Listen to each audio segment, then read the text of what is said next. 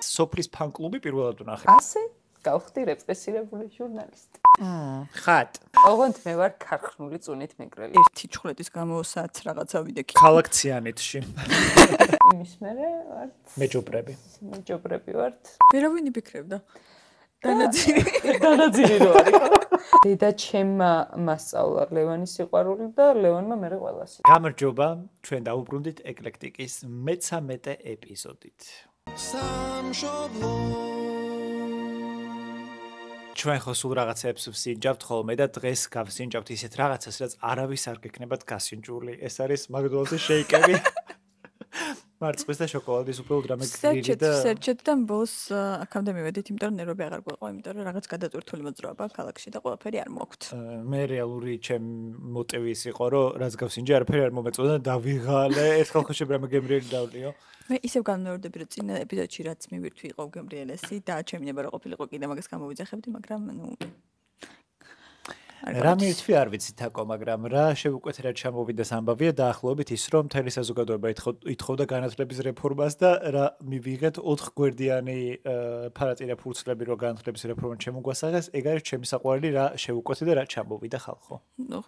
შენ არ მოგწონს თორე რეფორმაა, ხო? არა. უარესობისკენ წასული, მაგრამ მაინც. ხო, ანუ ადამიანებმა გადაწყვიტეს, რომ მაგალითად სკოლაზე რომ არა, ეს დაჯდა შინაგან საქმეთა სამინისტროს ყოფილი თანამშრომლები დაჯდნენ და მოიფიქრეს განათლების რეფორმა. კალაძეც არის სიბზიაში. ანუ ადამიანებმა გადაწყვიტეს, რომ მე-12 კლასი გავიუქმებინათ და არგუმენტად იძახიან იმას, რომ მაინც არამართლებს ვერ ვაკეთებს კარგად და ანუ იმის ნაცვლად, რომ მე-12 კლასში გამოასწორონ ის ხარვეზები, რაც აქვთ, ამის ნაცვლად გამოსწორების ნაცვლად აუქმებენ, მაგრამ აქ ხო ვიცით რომ მოტივი საერთოდ სხვა რაღაცაა ხალხო. და ეს სხვა რაღაცა არის ის, რომ ჩვენ რაღაცა 12 წლიან სწავლებაზე როცა გადავედით, ამითი ქართულ მოსწავლეებს შესაძლებლობა მიეცათ, რომ უცხოეთში სწავლის გაგრძელება ვისაც უნდათ, პირდაპირ ყოველგვარი პრობლემის გარეშე დამატებითი წლის გავლის შესავლების და ასე შემდეგ, გაგრძელებინათ სწავლა უცხოეთში ბაკალავრზე. აქვე დავსწენ, იმიტომ რომ ევროპის საგანმანათლებლო სისტემა ითხოვს, რომ თუ იქ გინდა უნივერსიტეტში უმაღლეს სასწავლებლოში სწავლის გაგრძელება სავალდებულოა რომ 12 წლიანი სასკოლო ატესტატი ჰქონდეს. იმიტომ რომ იქ ასე არის 12 წლიანი სწავლება არის და შენ თუ გინდა რომ დაეწიო და გაგრძელო სწავლა ევროპაში, ესე მოითხოვდნენ. ამიტომ დაემატა თავის დროზე მე-12 კლასი და არა იმიტომ რომ ვიღაც უსაქმური იყო და იფიქრეს და მოიფიქრეს რომ 11 წელში ვერ ასწავლიდნენ ბავშვებს რაღაცებს და მოდი მე-12 დაუმატოთ. და კობახიძემ თქვა რომ ამას იმიტომ ვაკეთებთ, რომ ჩვენ გვინდა მიგრაციის შემცირებაო, ანუ რა დონეზე გვაშტარებენ თურმე ამ ქვეყანაში მიგრაციის მარჟას განსაზღვრავს სტუდენტები, რომლებიც თითოეულას სასწავლებლად მიდიოდა და ამ ქვეყნის განვითარება შემდეგ გარკვეულწილად შეჰქონდა. და თითქოს მაგის მამიკოს ბიძინაიმოშუს არ უთქვამს, რომ ვისაც არ მოგწონს წადითო და განსაკუთრებით გერმანიაში ეხეკებოდა ადამიანებს.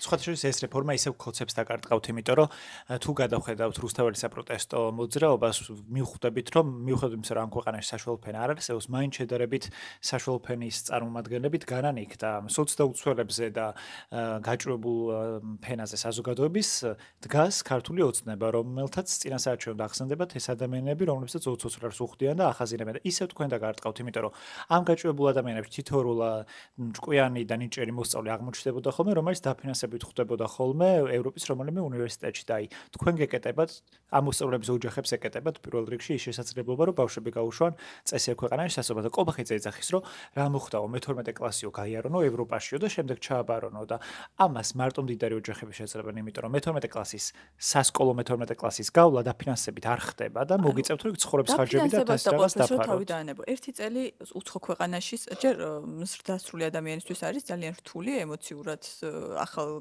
ქვეყანაში გადასვლა იქ ცხოვრების დაწყებათან მით უმეტეს სწავლის და იტალია მაგალითად არ იღებს არასდროს შობის გარეშე. სწავლის დაწყება ზოგადად ეს რაღაცა სტრესთან არის დაკავშირებული იმის გარდა რომ ფინანსური მხარდაჭერაც ძალიან მნიშვნელოვანია ამ დროს და შენ ყველაფერ ამას ხაზი გადაუსვი რა უნდა რომ ჯერ არავინ არის ერთი წელი დასჭირებათ იქ სწავლა თუ 2 წელიც ღმერთმა იცის ეგეც გამოსაკვლევია, მაგრამ აქ მთავარი არის ის, რომ ჩვენ სულ იმას ვითხოვთ, რომ განსაკუთრებით სკოლაში მაინც რაღაცა თანაბარი უფლებიანება, თანასწორობა მაინც იყოს, რომ ყველა ბავშვს ერთნაირად მიეცეს სასკოლო განათლება მაინც და ეხლა ხვდებით, რომ ეგეც აღარ იქნება, მაგალითად ვისაც მეუნდება, რომ მისმა შვილმა ფული აქვს უბრალოდ და მისმა შვილმა გააგრძელოს სწავლა ბაკალავრზე უცხოეთში, მაშინ ისეთ სკოლაში არჩევს, რომელიც 12 წლის განმავლობაში ასწავლის, 12 წელს ასწავლის. ეს არ შეეხება საჯარო სკოლებს.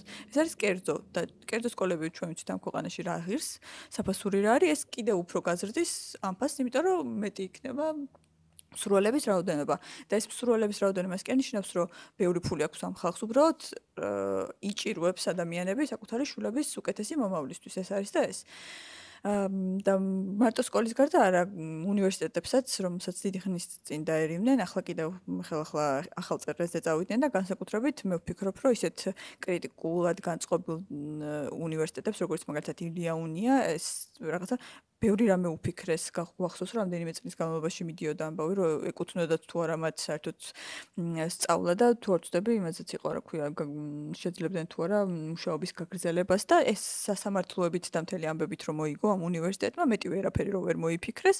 ეხლა თვითონ ქალაქში თითო უნივერსიტეტი უნდა იყოს. აი, როგორ წარმოგიდგენიათ, რომ რა ვიცი, თბილისში ვკრიბებით ჰუმანიტარები. ეგ გულისხმობს, რომ თითო ქალაქი თითო ანუ ეგენ ცდილობენ რეალურად, რომ თითო უნივერსიტეტს მიანიჭონ თითო კონკრეტული ფაკულტეტი, რაც სრული აბსურდია და ამით დაზოგონ გარკვეული თანხები რა. ეს იქნება წმენდა იმ ლექტორების, რომლებიც ქუჩაში იდგნენ ან ხმამაღლა საუბრობდნენ პრობლემებზე, ან ძალიან დიდი წვლილი აქვს ჩატანილი იმაში, რომ კრიტიკულად მოაზროვნენ თაობის აღზრდაში ხედავდნენ რაღაცა ამ ქვეყნის განვითარების მომავალს, რაც ძალიან არ აწყობს მას, ვისაც უნდა რომ რაღაცნაირი მონათფლობელური სახელმწიფო იყოს და პატარა მონები ყავდეს და მაშინ გასაგები. და სხვათა შორის სრულად ეწინააღმდეგება ჩვენსავე კონსტიტუციას, რომელიც ნათლად არის გაწერილი, რომ უმაღლესი სასწავლებელი არის ავტონომიური ორგანო და მას თვითონ შეუძლია განსაზღვროს თავისი ფინანსური თუ სხვა ტიპის საქმიანობა და ამაში სრულად ერებიან, მოკლედ რა ავტონომიას ართმევენ. და სტუდენტებსაც რო ვთქვათ რა, თუ თითო ქალაქში თითო ფაკულტეტი იქნება უნივერსიტეტის კუთხით არ არის რეალისტურად აჭრეს ეს. სისულელეა სრული, ანუ ჩვენ ვიცით, რომ ბევრი სტუდენტი მუშაობს და ყველა ძირითადად მუშაობს თბილისში, იმიტომ რომ დასაქმების ადგილები ყველაზე დიდი ბაზარი თბილისში არის, აი ამდენი ადამიანის დატევა არ შეუძლია მაგალითად სხვა ქალაქებს. ეგ ნიშნავს, რომ ის ადამიანები ვერ შეძლებენ მუშაობას სათანადოდ იმისთვის, რომ მერე საკუთარი სწავლა დააფინანსონ. რაც იმას ნიშნავს, რომ კიდევ უფრო ცოტა სტუდენტი იქნება უნივერსიტეტებში. ეს ფრაზა თუ გახსოვს, რომ ესეთი კეთილსინდისიერი გუნდის წევრები მყავს, რომ წინ ფული რო დაუდო, ხელი არ წაუწდება არც ეცო და კი ვნახეთ აგერ ლილუაშვილებს და ესა კობახიძე ღარიბაშვილებს რა ოქროს ლოდები და რა სამკაული და ძეწკვეული ჰქონდათ სახლში. და ფული ხალხო 7 მილიონი დოლარი თან ლარიც კი არა, ანუ სიგიჟე იყო ეს კადრები. და ვინმე სხვა წარმოუდგენია, რომ ძველი პრემიერი ამას აკეთებდა და ახალი არ აკეთებს, ან იმის წინ არ აკეთებდა, ანუ ხო გამორიცხულია. ეს არის მთელი სისტემა და რაღაცა ჯაჭვი გადააბარებენ ხოლმე ერთმანეთს თანამდებობას, რომელსაც მიყვება, რა თქმა უნდა, კორუფციით და ხულდობით ნაშოვნი ხალხის ფული. და სამი ძალიან მნიშვნელოვანი ადამიანი იყო, ვის სახლებში ჩავიდნენ და ჩხრეკენ, ეს იყო ღარიბაშვილი, ლილუაშვილი და ფარცხალაძე რომანოვა. რომელიც გახდა რუსეთში გაანო. ანუ ეს არის ჩემი საყვარელი. ესე იგი, ანზორი ქვია მამამის და ოთარ ანზორევიჩ რომანოვი, ეხლა ესე იწოდება რუსეთში, იმიტომ რომ მაგათ ხო ეგრე ქვია თუ რაღაც ეგეთი. ანუ რუსეთში რაც გადავიდა 2 წლის წინ, მგონი 2023 გამოდის უკვე, გაიქცა, შეიძლება ითქვას, იმიტომ რომ ამერიკამ დაასანქცირა და ბევრ კრიმინალურ ამბავში არის შემჩნეული. ის გახსოვს ხო, ხალხს როცემდა იმ უცნაურ სახლში. რაღაცნაირი გამოქვაბული რო ქონდა ეგ. ჩემსაშეზე ფილმი არის ორჯერ დამესიზმ რა. ანუ ზიგი ის გემონებაზე არ დაობენ, მაგრამ ნუ ალბათ ეგ სახლისთვის საცხოვრებელადაც არ უნდა და სხვა. და ადამიანი უნდა მიხვდო ბოდიში ფსიქიკურად დაავადებულ ადამიანებს, მაგრამ დასაწვანია ხა ეგ ადამიანი, ხო? ხო, და გადავიდა მოსკოვში, გახდა რომანოვა, იკვლია თურმე და წინაპრები აღმოჩნდა რუსეთის სამეფო კარზე და მასე გახდა და დაბადების დღე ქონია ივნისში და რომელიღაც დაბადების დღეზე მთელი რუსული ესტრადა და ვიღაცები ყავდათ დაპატიჟებული და ერთად მოკლედ ეს კაცი თავიდან ბოლომდე არის რუსეთი და რუსულია და ეს რომანოვა ფარცხალაძე იყო ყოფილი პროკურორი, ანუ მნიშვნელოვანი თანამდებობა ეკავა, მაგრამ პროკურორობიდან გადააყენეს მალევე, იმიტომ რომ გერმანიაში მისი რაღაც ნასამართლეობის ამბავი გაირკვა. და მაგის მერე ქონებები საკმაოდ კარგად დააგროვა, იმიტომ რომ ძალიან დაახლოებული ადამიანი იყო ივანიშვილის კარზე. და საბოლოოდ მაინც გასაქცევი გახდა ამერიკაში, იმიტომ რომ ამერიკის გამო, იმიტომ რომ მაგათმა დაასანქცირეს, გასაქცევი გახდა რუსეთში.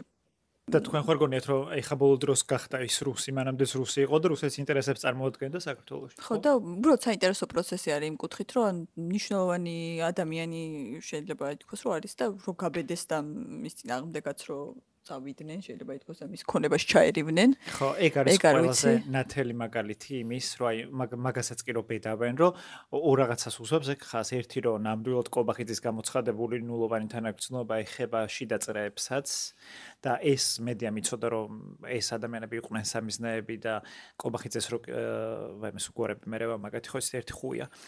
ღარიბაშვილს რო დაუსვეს კითხვა, არჩევნებზე უთხრა რომ თქვენ ხართ მატყუარებიო და კი მიაკითხეს ორ დღეში და მიუკაკუნეს ჩემი საყვარელი ამბავია რომ ეს ნულოვანი თანაგრძნობა შიგნიდან დაიწყო და მეორე აი ახლა ვინც უყურებთ ამას კოცები მან დუჟებს რო ყრით ხოლმე კომენტარებში და იდორბლებით გაუნათლებელი არსებები რო ხართ უნდა მიხვდეთ რომ ღარიბაშვილს თუ მიაკითხეს თქვენ როგორც კი აღარ დაჭირდებით ხატიას იჭინავები და სოფობედიას ქმრები თქვენ მით უმეტეს მოგადგებიან ანუ ძალიან მარტივად ერთი გადაბრუნებული სიტყვა ჭირდება თქვენი ხატიას დაგმე მიშა გამოხსენდა ზუსტად კოციც ეგ აშინარსობრივად რა მოღალატე და უპრინციპო და საკუთარ სიტყვას რო გადადის რაც ხატიას იჭინავა მქნა რომ ერთ ვიდეოში გადაცემაში იძახის რომ ღარიბაშვილი ჩვენი დიდებული პრემიერი და მეორე ნაწილში იძახის რომ მე ღარიბაშვილი როდის ვინ არის ღარიბაშვილი ვიცნო ხატ და თან იცი პრობლემა რა არის აი თქვენამდე რომ მოვლენ ახლა ვინც ხართ კოცების ელიტა ხარდამჭერების ანუ თქვენ ხო ხვდებით რომ არაფერს ისეც არ წარმოადგენთ არც ერთი თქვენგანი რომ თქვენზე ვინმეს შემდეგ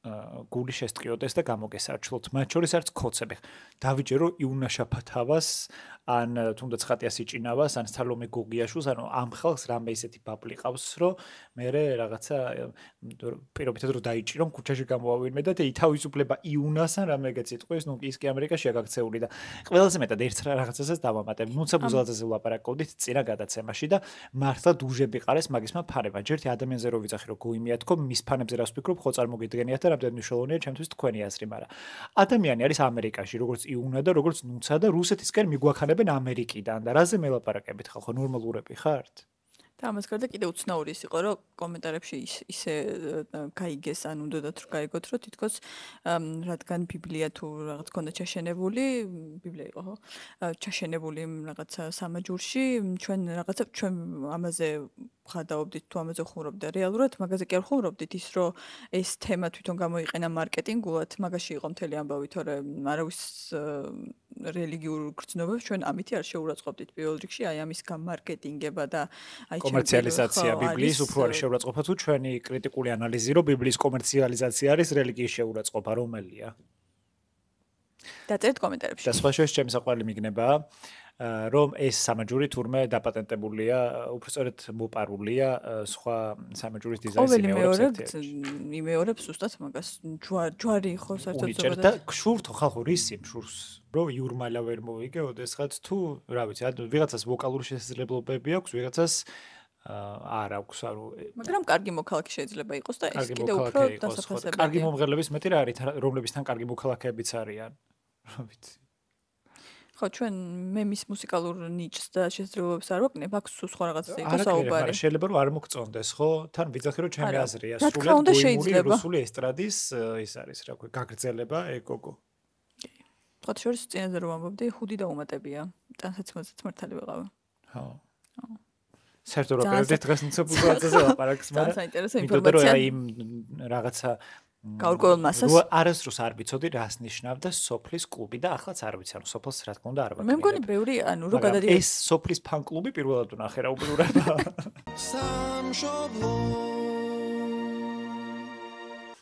შეცვალეს მეოთხედ ერთი და იგივე კანონ პროექტი სხვათა შორის 4ჯერ შეცვალეს თავიდან 1 წლის წინ შეიტანეს სრულებები და 500 ლარი გახადეს ჯარიმა და პლუს იყო 15-დღიანი პატიმრობა თუ ჯარიმას არ ექვემდებარებოდი. რაზეც ვისაუბრეთ ამ ნიღბების კეთებაზე. ხო, ახალ კანონებს გულისხმობ, რის საფუძველზე ახლა აქციას დგომის გამო ეჭერენ ადამიანებს მეორე დრო შეცვალეს 4ჯერ მეტი გადასახადი იყო იმ ჯარიმას და ახლა საერთოდ პირდაპირ გიჭერენ, ანუ უმაღლეს სუმას იღანებენ სასჯელის.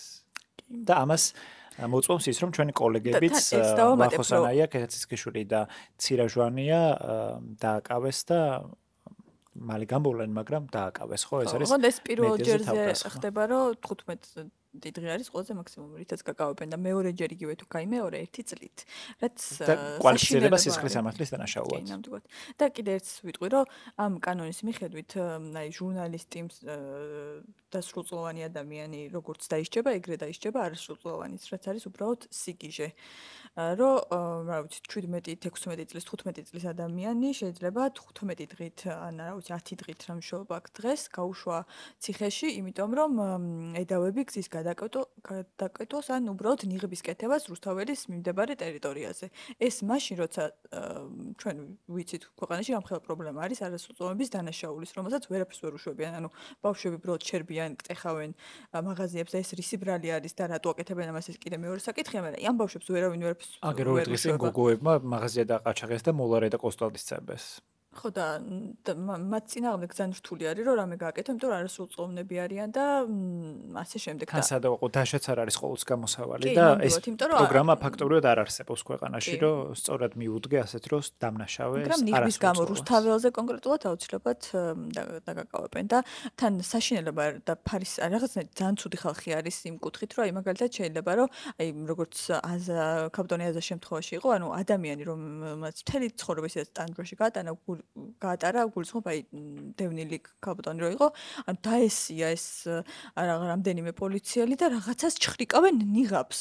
ანუ სასაცილო საერთოდ არ არის, შეიძლება სადღაც რო წამეკითხა გამეცინა, მაგრამ ეს რო ჩემს გვერდით კი არა და ჩემს თვალწინ ხდება ჩემს ქვეყანაში, საშინელება ასევე ადამიანები დააკავეს. მიწკეცება დამოიღეს და დალუქეს ნიღაბი ხალხო. ანუ ვერც ხვდებით რომ სიგიჟეში ვიღაცებს კლავენ, აყაჩაღებენ გვერდით უბანში და იმაზე რეაქცია შეიძლება არ ქონდეთ, არ მოვიდეს თავის დროზე პატრული, მაგრამ ნიღბის ამღებით არიან დაკავებული. თან რამდენიმე ამბავზე ძალიან გამწარდი დაკავებულები არიან ადამიანები, რომლებსაც დამოუკიდებლად ჩაცმა არ შეუძლიათ, იმიტომ რომ ნახევარ ანუ ცალ ხელს უბრალოდ ვერ ამოძრავებს დამოუკიდებლად და ეს ადამიანი დაჭერილია იმისთვის, რომ ქვეყნის გატრილება უნდოდა და ღობე თურმე ჩამოუგლეჯია ამ ადამიანს ცალი ხელით. ტრაგიკომედია. მეორე მაგალითად შემიძლია ვთქვა, ადამიანია დაკავებული, რომელსაც თვალის პრობლემა აქვს.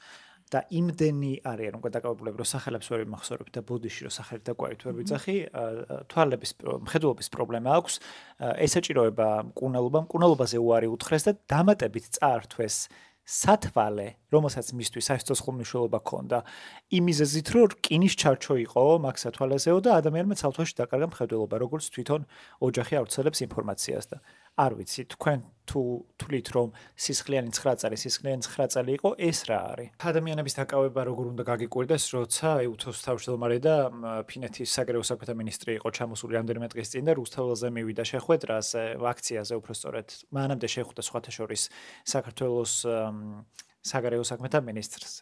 ეკარაგურიას უმოვიწყდება. მაკაბოჭორიშვილი. მაგრამ მკვდარზე ვერ ვიყავ, ალბათ მაგაში ხვდა დატუქსა, წავიდა ქარი რუსთაველზე, იყო ჩასული საოკუპაციო ხაზთან, სადაც სხვათა შორის ყობახიძეს რო უთხეს, რატო არ ჩადიხარო იქ რა მინდა რა, მაგრამ იქ რა უნდა გავაკეთო, დაუბარო თუ რაღაცა ეგეთი შინი პათოსის ფრაზა გამოისროლა საქართველოს პირველმა პირმა, ეგრეთ წოდებულმა და ქალი მივიდა საოკუპაციო ხაზთანაც, მე მივიდა რუსთაველზე დააჯარიმეს. და ის ადამიანი, ვინც ელაპარაკებდა, თუ არ ვცდები, ეგ დააკავეს თუ ეგეც დააჯარიმეს ის გოგო, ვინც კონტაქტი დაამყარა მასთან, ანუ სიგიჟე არის უბრალოდ და კიდევ ერთი სიგიჟე ამ ელჩებზე ფინეთის ამბავს გამახსენდა, გერმანიის ელჩი გაიწვია გერმანიამ, იმიტომ რომ ანუ კაცი ისეთ დღეში ჩააგდეს, რომ გამოიყვანეს ქვეყნის ნომერ პირველი მტერი და თან იმას იძახია, რომ ჩვენო გერმანიასთან კი არ გვაქვს პრობლემაო, ჩვენო ამ კონკრეტულ ადამიანთან ფიშერთან გვაქვს პრობლემა, იმიტომ რომ ამის შემდეგ დაგვეძება ჩვენ ურთიერთობა. მიუხედავად იმისა, რომ 722 წელი გამოგზავნა გერმანიის საგარეო საქმეთა სამინისტრომ, რომ ეგ ადამიანი ჩვენ წარმომადგენელი და ჩვენ ნებართვის გარეშე ეგ საერთოდ ხმასაც არ იღებსო, ესენი ვითომ არ ესმის, ვითომ არ იციან და ასე შემდეგ აი პროპაგანდისტულად როგორც იციან, ესე აშტერებენ ამ ხალხს, რომ აი ეს კონკრეტული ფიშერი არის პრობლემა და სინამდვილეში ჩვენ ევროპასთან პრობლემები არ გვაქვს და ასე შემდეგ. მაგრამ სინამდვილეში უდიდესი პრობლემები შეგვექმნება ამ ქვეყანასთან, თუ ესე გავაგრძელებთ ურთიერთობა ურთიერთობა. თან ეს ქვეყანა არის ის, ვინც პირველმა აღიარა საქართველოს დამოუკიდებლობა, მერე იყო ამერიკა. კონსტიტუციაზეა დაშენებული ჩვენი კონსტიტუცია. და არ ვიცით, ვინმეს რამე თუ გაუჭირდება ქართველს სასწავლებლად გინდა თუ, რა ვიცი, ჯანდაცვა გინდა თუ ასე შემდეგ, პირველი, სადაც გარბიან არის თურქეთი და გერმანია. საქართველოს პირველ პირებს და მათ შორის პატრიარქსაც რამე თუ წამოსტკივდებოდა, გარბოდნენ პირველი გერმანიაში და ფეხზე იდგა იქაური ჯანდაცვის სისტემა, იმიტომ რომ, რა ვიცი, პატივისცემაც ჰქონდათ და ეს ყველაფერი ფეხზე დაიკიდეს, თუნდაც აღარ ჭირდება და რა ვიცი, ხა მე სადირბენენ, არ ვიცი, სად არის რუსეთში განსაკუთრებული ჯანდაცვის სისტემა, რომლებსაც ქალაქციანეთში. აცრაზე ვიყავი და თქვენც გირჩევთ, რომ აიცრათ გრიპის აცრაზე, სანამ უფასო არის და უდიდეს რიგში ვიყავი, რა თქმა უნდა, ერთი ჩხლეტის გამოსაც რაღაცა ვიდექი ჯერ ერთ რიგში რეგისტრაციაზე და მე აცრის რიგში და ძირითადად ისე მომიწია, რომ უფრო მეტი პენსიონერი ადამიანი იყო, ვიდრე ახალგაზრდა, ორნე ვიყავ თუ რაღაც სულ და რაღაც საუბარს შევესწარი რუსეთთან დაკავშირებით იყო და ეს ადამიანები სრულიად მიუხედავად იმისა, რომ ვიღაცებს გონიათ, რომ აი იმედს უყურებს, სერიალს უყურებს ეს რაღაცა ცოტა ხანდაზმული ადამიანები, ეგრე არ არის, იმიტომ რომ აბსოლუტურად ჯანმრთელი დამოკიდებულება ჰქონდათ, იმიტომ რომ ახსოვთ ზუსტად რა არის რუსეთი და რა გამოცდილება ჰქონიათ მათთან ურთიერთობის დროს და ანუ რეალურად რო გგონია, რომ ბევრი შეიძლება იყვნენ ადამიანები, ვინც ნერვებს გუშლიან ტაქსისტი შეხვდება და ნერვებს მოგიშვრის, რომ ევროპა ყურნის და რაღაც ძიდებილეები, ძალიან ბევრი ადამიანი არის ისეთი, ვინც ნამდვილად ხედავს და რეალურად საქართველოს მაგ ადამიანებზე დგას და თუ ის მოხუცი ადამიანი ვერ შეძლებს რუსთავაზე დგომას, ეგ იმას არ ნიშნავს, რომ ამ ქვეყანაში რეალურად რო ტარდებოდეს არჩევნებზე არ მივიდა, იმას არ გააკეთებს, რაც მისი გასაკეთებელია. დამოუკიდებელი არჩევნები რო ჩატარდეს და სამართლიანად რო გაიმართოს ყველაფერი, მაგალითად ვერ ჩამოიყვანენ ფრანგ მისაფლავეს და ვერ გაასაღებენ როგორც ფრანგ დამკვირვებელს. ეს ამბავი არის ნამდვილი ხალხო. საფრანგეთიდან იყო ჩამოსული, ანუ ჩვენებურად მესაფლავე, მაგრამ ანუ ზოგადად ამ ინდუსტრიის წარმომადგენელი, რომელსაც საფრანგეთში აქვს ეს ბიზნესი რა, ანუ რიტუალებს და რაღაცებს აკეთებს და აქ იყო ჩამოსული და ნიუსი წავიკითხე, რომ სოფლის მეურნეობის მინისტრს შეხვდაო რა, არ ვიცი ზუსტად მაგას რატო შეხვდა, მაგრამ ანუ მინისტრის დონეზე ქონდა ადამიანს შეხვედრა და სასაბოლოო ხუნათესვა. ხო, ალბათ რაღაც მაგ კუთხით და მინისტრის დონეზე ქონდა შეხვედრა ადამიანს და მე ჩააცვეს რაღაც ჩამოკიდეს არჩევნებზე წაიყვანეს ეს ფრანგი დამკვირვებელიაო. და ეგონათ რომ ვერავინ ამას ვერ გაიგებდა. და მედია რო არ ყოფილიყო, ნამდვილად ვერ გაიგებდა და ამიტომ და სხვაშორის შეიძლება მალე აღარ იყოს მედია და ესეც გაითვალისწინეთ. სხვაშორის ეგ რაღაცნაირ პოპ კულტურის ნაწილია, ისევე როგორც კიდე ერთი ფაქტი, რომელსაც ვიტყვი და დავასრულოთ. მე რო ვთქვი, რომ ჩვენ გულანძღავდნენ ხალხს და მე არ მაინტერესებს თქვა, ანუ ადამიანები სხვა ადამიანებს ლანძღავენ ისეთ უკონტექსტო სიტუაციებშიც, რომ ანუ არ ვიცი ეს სიბოროტე სად გიგროვდებათ, ბოროტება საიდან მოდის ხალხო თქვენში ან მართლა ბუღმები ხარ თუ რა ჯანდა ბაგჭეთ, მაგრამ ესეთ პატარა ამბავს მოვყვები, რომ TikTok-ზე შემხვდა scroll ვისაც რომ რაღაცა კონკურსი არსებობს Grand International, არც ვიცი რა ქვია, მართლა არ ვადევნებ თვალს, სადაც ამდენწლიანი პაუზის მერე ვიღაც ქართველი გამოჩნდა, როგორც ხვდები საკუთარი დაფინანსებით, ხო, იმიტომ რომ არანაირი კონკურსი ქვეყანაში არ ჩატარებულა, როგორც ზოგჯერ ხდება ხოლმე, რომ საკუთარი დაფინანსებით მედიან მოკლედ და ყველაფერს თვითონ აკეთებენ და ეს კონკურსი არ ითვალისწინებს რაღაცებს, მაგალითად ის რომ არ უნდა იყოს ტურსეფილერი არ უნდა კონდეს და მე მგონი ასაკობრივი შეზღუდვაც არ არის და ასე შემდეგ, ანუ რაღაც სტანდარტებში არის ის მოკლედ და ეს ამ გოგოს ეთყობა რომ გარკვეული სილამაზის კონკურსია. ამ გოგოს ეთყობოდა საქართველოს წარმომადგენელს თეონას, რომ რაღაც გარკვეული პროცედურები ჰქონდა ჩატარებული სახეზე, მაგრამ მშვენივრად გამოიყურებოდა გამოვიდა სცენაზე და ანუ მის Grand International-ის საერთაშორისო გვერდზე, რომელსაც მილიონი ადამიანი უყურებს და მართლა ძალიან დიდი აუდიტორია ყავს, რო შევდიოდი ვიდეოებზე 20, 30, 50 მილიონი ნახვები იყო და მე კიდე პირველად გავიგე, შოკში ვიყავი მეთქი რა ხდება თქო, იმიტომ მე ვიცი Miss Universe და Miss World და ეს Grand რაღაცები არ ვიცოდი და შევდივარ და ქართველ გოგოს იმის გამო რომ ვიზუალურად არ მოწონთ, უწერენ ინგლისურად კომენტარებს, რომ უცხოელებს გააგებინოთ, რომ საქართველოში ეს გოგო არაფერს არ მოწონს, ანუ და მაგ საზოგადოებაში ვიხარშებით ჩვენც სამწუხაროდ. ვაგრძელებთ სტუმართან ერთად და ჩვენი სტუმარია ანიჩკა ჯობავა, რომელიც არის ლევან ჯობავას და ჩვენი კოლეგა ჟურნალისტი. ანი გამარჯობა. სალამ. მოგესალმები. მოკლედ დიდ ამბებში ხართ და ძალიან დიდი მადლობა რომ მოხვედით, იმიტომ რომ სულ ორი დღეა გასული, ხო არ მეშლება ლევანის სასამართლოდან. ხო და სანამ გადავალთ და წესებს აგიხსნი, როგორ მიდის ხოლმე ჩვენი პოდკასტი, მანამდე მინდა რომ აი ეს ბოლო ამბავს შევეხო ლევანის დაკავების, რომელიც ისეს დიდი ხანია პრინციპში ამ რეჟიმის სამიზნეა და რა ხდებოდა უშუალოდ სასამართლო პროცესზე, სანამ დაიჭერდნენ იმ ახალი კანონმდებლობით, რომელიც მიიღეს. პირველ რიგში გზის გადაკეტვისთვის. სოლიდარობა რეჟიმის ტყვეებს.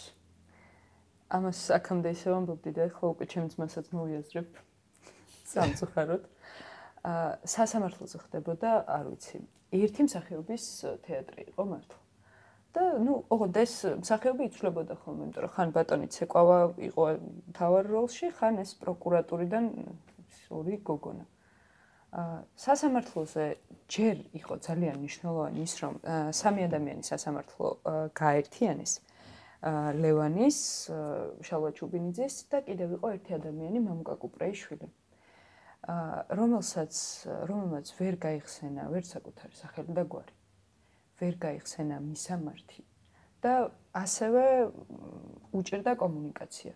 ბიჭებმა ლევანმაც და შალვამაც უთხრეს მოსამართლეს, რომ უჭირს ამ ადამიანს კომუნიკაცია, იმიტომ რომ მოვდიოდით გზაშიც ვერ დავამყარეთ კომუნიკაცია და მერე მოითხოვეს უფლებადამცველებმა, რომ ეს არ ხდება, ასე შეიძლება მას ჰქონდეს რაღაცა სტატუსი და უნდა გავათავისუფლოთ და აი ამის გამო სათათბიროდ გავიდა ბატონი ცეკვავა.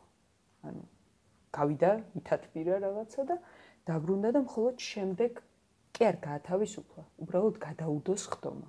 24-შია ბატონი მამუკას სხდომა ჩანიშნული და არ ვიცი როგორ გაგრძელდება. აი ლევანის ამბავს რაც შეეხება, საერთოდ სხვა დღის ვიდეო მოიტანეს ნივთმტკიცებად.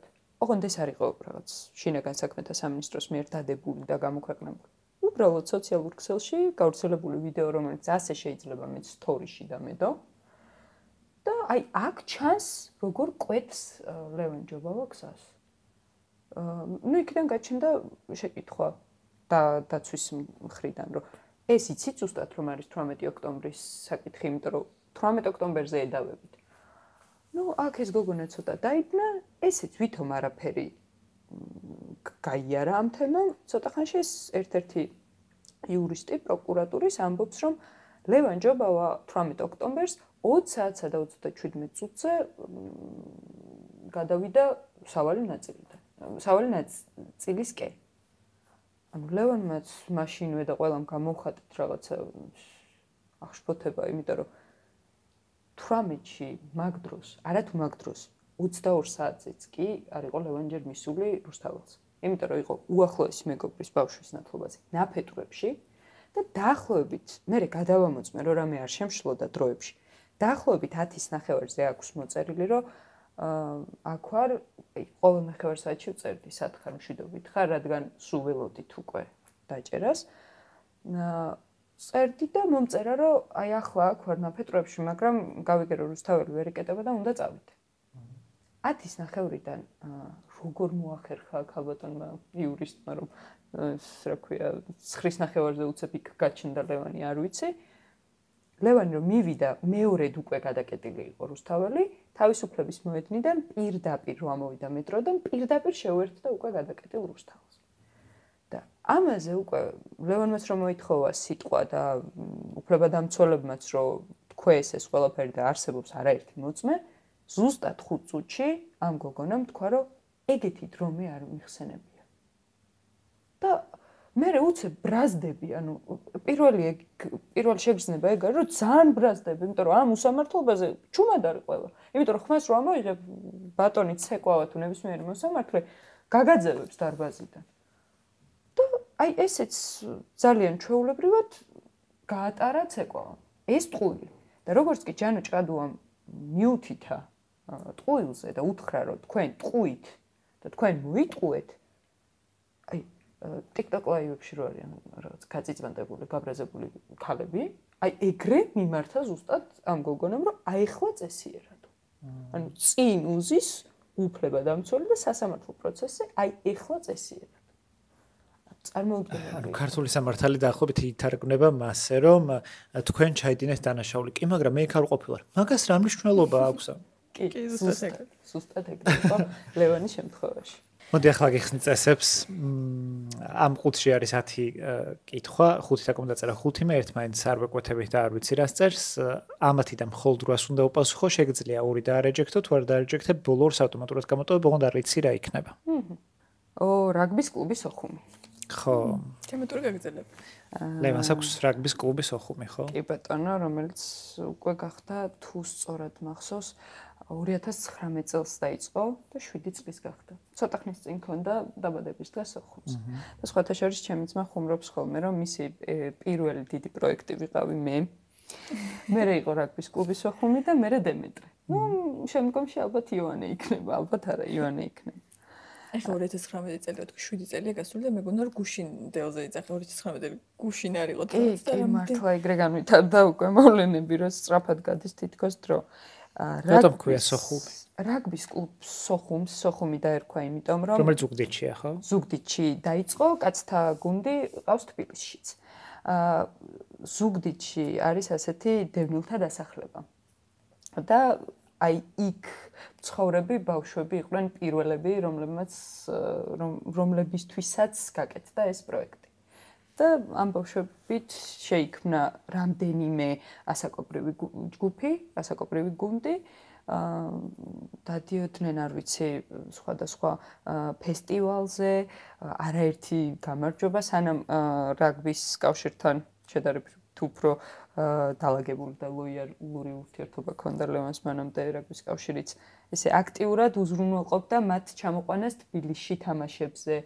ამ ბავშვებმა ძალიან ბევრი რაღაც მიიღეს ამ კლუბით. განსაკუთრებით ის, რომ ლევანი სულ ამბობს ამას. ეს იყო პროექტი იმისთვის, რომ ბავშვებმა გაიაზრონ, რამდენად მნიშვნელოვანია აი ქუჩაში დგომაზე მეტად რაღაც გუნდურობა, ადამიანობა. სულ ამბობს, რაგბის კლუბი არ არის მხოლოდ სოხუმი არ არის მხოლოდ რაგბის კლუბი. ეს არის ერთი დიდი ოჯახი. ახლა ისე მოხდა, რომ საბავშვო კატეგორია აღარ ყავს სამწუხაროდ, თუმცა აგრძელებს კაცთა გუნდი. ხო, ეს ძალიან მნიშვნელოვანია ამაზე ხასკასმა, იმიტომ რომ ის ჯერთი ისეს არსებობენ კეთილი ადამიანები და შეიძლება რომ აკეთებდნენ, მაგრამ როცა ადამიანი აკეთებს იმას, რასაც უნდა აკეთებდეს სახელმწიფო სოციალურად მოწყობილი ჯგუფისთვის და ამ ადამიანს რო შენ მტერს ეძახი, ეს შენ სახეზე ნიღაბს ხსნის რა, ძალიან კარგად მეტყველებს. მით უმეტეს, როცა შენ ხარ რუსული რეჟიმი და ამ დროს ეს მთელი კონცეფცია ამ გუნდის და კლუბის არის ის, რომ სოხუმი ითამაშებს სოხუმში.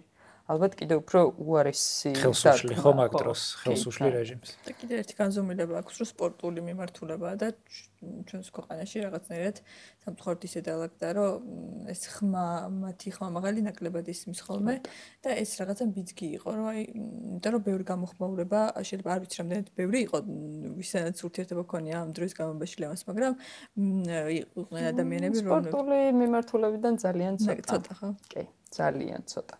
ნუ იმ რაოდენობასთან შედარებით ვისაც იცნობს, თითქმის არა.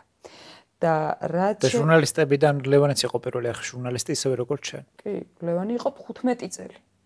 პირველი არხის ჟურნალისტი და არ ვიცი, ალბათ პირამიდებზე მეტად დუმან ჩვენი ყოფილი თანამშრომლები, ნუ თითოეულას და ისეთ ადამიანებს არ გულისხმობ, ვინც მართლა ამ ხარეს არიან და პროტესტში არიან ჩართულები. მათ არ გულისხმობ, რა თქმა უნდა. აი ვინც ხო თბილის ავარძელი ვინც შეირგო, იმათ რა თქმა უნდა, ხმა არ მოუხიეთ. ხო, ძალიან თბილმა სავარძელმა სხვადასხვა ბუასილიეცის კოლეგებო. რეპრესირებული ჟურნალისტი. რომელზე გაინტერესებთ მე თუ ლევანი? ორივე, მაგრამ შენ დავიწყოთ, იმიტომ რომ შენ ხარ ჩვენი სტუმარი. თუ ლევანის ხმაც პრინციპში ეს გამოდის. კი ბატონო. შენ ხარ რეპრესირებული ჟურნალისტი ამ ბოლო დროს საპროტესტო მოძრაობების დროს, როდესაც შეიქმნა რაღაც გარკვეული ჯგუფი საზოგადოებრივ მაუწყებელშივე, ვინც აპროტესტებდა იმას, რაც შეგინთ ხდებოდა და ყველაზე კარგად თქვენ იცით, შეგინთ რაც ხდებოდა, ჩვენ უბრალოდ გრძნობთ და ვყნოსავთ. და გვესმის რაღაცები. და იმის გამო რომ შენ არიდექი რეჟიმის მხარეს კი ბატონო. აღარ ხარ ახლა პირველი არხის ჟურნალისტი, მე და ეს მოგვიყვე. რებრედიქს შეეწირეთ თქვენ? არა. მე საკუთარი ნებით ბოდიში გამოთქმისთვის გავიჩალიჩე როგორც მეუბნებიან და ესეც უთქვამთ ჩემთვის. ჭკვიანად ყოფილიყავი და არაფერი არ მოხდებოდა. 2024 წლის სეზონი როცა დამთავრდა, დილის გადაცემაში ვიყავი მე ჟურნალისტი და მე მონტაჟე შეთავსებით. სეზონი როცა დამთავრდა, გამოაცხადეს, რომ ხა ტელევიზია უნდა გადავიდეს ახალ შენობაში, ამიტომ რაღაც გადაცემები იხურება. ნუ მაშინვე სიმართლე რო გითხრათ, კითხვის ნიშანი გამიჩნდა, რომ ივნისში რატო ხურავენ, როცა, რა ვიცი, გადადიან და მე მგონი დღემდე არ არიან ბოლომდე გადასულები. მაგრამ ნუ, ოკეი, ვიცოდით ყველამ რომ იყო საარჩევნო წელი, მთელი ამბები, მაგრამ კარგი, ვნახოთ რა იქნება. დახურეს დილა და არა მარტო დილა, თითქმის ყველა გადაცემა. ბოლოს უკვე ალბათ მარტო მოამბე დარჩა ეთერში. თითქმის ეგრე იყო. ხო. თან დიდი ხნის განმავლობაში ჟურნალისტები ხო ვისაც ვერ შეელივნენ და ალბათ ბევრი უმრავლესობა ეგრე იყო რომ არავინ არ გაუშვეს გაგვანაწილეს სხვადასხვა რედაქციებში. მე მომიწია რადიოში. და რასაც ვაკეთებდი დილის გადაცემაში ცხოველებზე რუბრიკას, ისიც დამიტოვეს რადიოში. ხან ასე ეგრეთ წოდებული შუმით კატების ხმა შემოყავდა და ხან ზარლებს. და მე ამასობაში უკვე განვითარდა ნოემბრის მოვლენები, ეს 28 ნოემბრის ამბავი, ყველაფერი და ამას მალევე მოყვა რაღაც კონკრეტული ძალიან კარგი და მართლა საამაყო ჯგუფისგან პეტიცია შეიქმნა, სადაც ესე ყველას გამოგვიგზავნეს ხან ერთმანეთს უზიარებდით და ჩემთანაც ასე მოვიდა.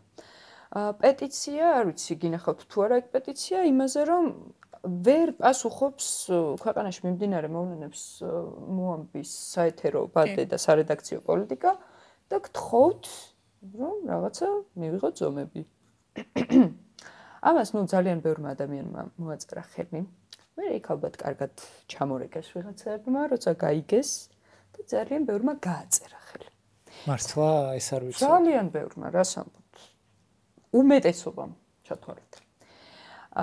ნუ ეს ახლა ეს ქართულ ჯიგრულ პონჩი თუ როგორ მოხდა არ ვიცი რომ ახლა მე იმას ამას ვერ ვაკადრებ და იმას მე ვერ გავუკეთებ. ურთიერთობა და ხო, აი ეს ამდენწლიანი ურთიერთობა იმდენ ადამიანთან დამთავრდა, იმდენ უახლოეს ადამიანთან, რომლებიც ახლა ერთმანეთისთვის უბრალოდ აღარ ვარსებობთ.